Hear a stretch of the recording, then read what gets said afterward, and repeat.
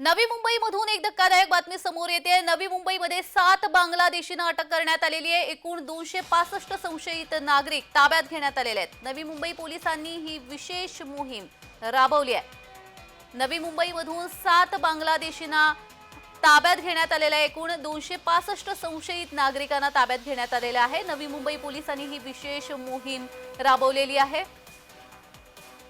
बांगलादेशींसंदर्भात अनेक घटना समोर येत असतानाच आता नवी मुंबईमधून 7 बांगलादेशींना अटक करण्यामध्ये नवी मुंबई पोलिसांना यश आलेलं आहे। एकूण 265 संशयित नागरिकांना ताब्यात घेण्यात आलेलं आहे। तर त्याच्या संदर्भातली कारवाई आता पुढे केली जाणार आहे। त्यांची कागदपत्र तपासली जाणार आहेत। तर नवी मुंबईमध्ये तुर्तास तरी 7 बांगलादेशींना अटक करण्यात आलेली आहे।